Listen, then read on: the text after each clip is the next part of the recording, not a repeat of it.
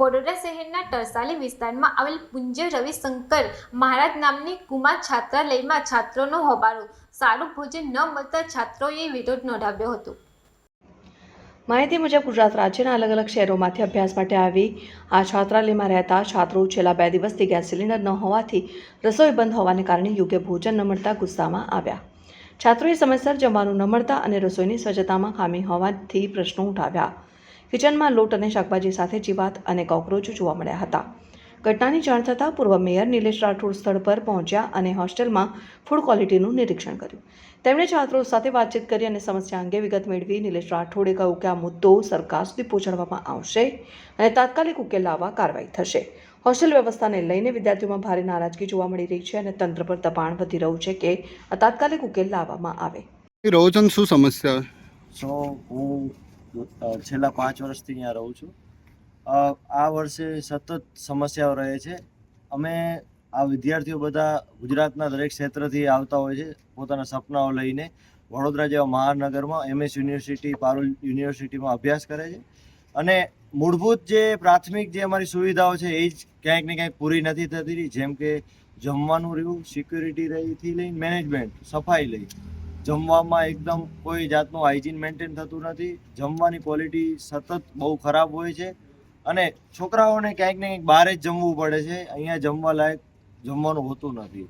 બીજું જોવા જઈએ તો શિયાળામાં ગરમ પાણી મળતું નથી થી લઈને ઘણી બધી સમસ્યાઓ આ હોસ્ટેલમાં રહી છે। મેનેજમેન્ટ ક્યાંક ને ક્યાંક જ્યારે સરકાર આટલો બધો ખર્ચો કરતી હોય છે, આ બધા વિદ્યાર્થીઓ મેરિટ થ્રુ આવ્યા છે, એમના પાછળ આટલો બધો ખર્ચો સરકારનો થતો હોય છે, તે છતાં અધિકારીઓ અને કોન્ટ્રાક્ટરના બાપે જે અમને વંચિત રહીએ છીએ સુવિધા છે, એના થકી આજે અમે મીડિયાને જાણ કરી હતી અને અમારી વારે અહીંયાના લોકલ નેતા નિલેશભાઈ રાઠોડ અમારી સાથે આવ્યા છે। આજે તમને આવું પડ્યું આ હોસ્ટેલની અંદર જેવી રીતના જમવાનું, ગેસનું બાટલ નહીં, આવું બધું હતું, કેટલા સમયથી છોકરાઓની કમ્પ્લેન હતી, આજે તમને આવું પડ્યું છે, શું કહેશો? આજે ગુજરાત ગવર્મેન્ટ દ્વારા ST, SC અને OBC વર્ગના જે વિદ્યાર્થીઓ છે એમના માટે એમને રહી અને શહેરમાં ગામડેથી લોકો આવીને શહેરમાં સારી રીતે ભણી શકે, એજ્યુકેશન લઈ શકે, એના માટેની આ હોસ્ટેલ, સરસ હોસ્ટેલ ગવર્મેન્ટે બનાવી હતી। પણ આ અધિકારીઓના પાપે, આ અધિકારીઓના લીધે આ છોકરાઓને ગેસના બાટલનો આ 2 દિવસથી કે 1 દિવસથી પ્રોબ્લેમ છે, આપણે એક્સેપ્ટ કરીએ। અને જો ગેસના બાટલાનો પ્રોબ્લેમ હોય તો અત્યારના મારા આવ્યા પછી લોકો જમવાનું કેમ બનાવવા બેઠા? અત્યારના 1 વાગ્યો, 12:30, 1 વાગ્યા આ લોકોને હજી જમવાનું આપ્યું નથી, કોઈ જ જાતની ફેસિલિટી નથી। એ લોકોના જે ગાદલા, ચાદર, ઓશિકા આજે કેટલા ટાઈમથી એ લોકોને આપ્યા નહોતા। મેં જાતે આવીને રૂમ ખોલાવીને છોકરાઓને કીધું કે ભાઈ આપો, આ તમારા ઘરે લઈ જવાના છે।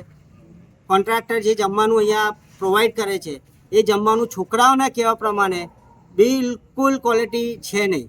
એટલે મારી આ લોકોને ચેતવણી છે કે હું તો તરસાલીમાં જ રહું છું ને મારા વિસ્તારમાં જ હોસ્ટેલ આવી છે, દર અઠવાડિયે 15 દિવસે એક વખત હું અહીંયા આંટો મારવા આવીશ અને જે કંઈ બી અત્યાર સુધીનું થયું છે એની તમામ રજૂઆત હું અમારા શહેરના જે મંત્રી છે મનીષાબેન વકીલ, એમને ચોક્કસ આ છોકરાઓને લઈને જઈને કહીશ કે ગવર્મેન્ટ જ્યારે આટલી ફેસિલિટી આપતી હોય, આટલા રૂપિયા ખર્ચતી હોય છોકરાઓને બનાવવા માટે, છોકરાઓને રહેવા માટે, તો અધિકારીઓ અને કોન્ટ્રાક્ટરના પાપે જે આ છોકરાઓએ ભોગવવું પડ્યું છે એની રજૂઆત 100% કરવામાં આવશે।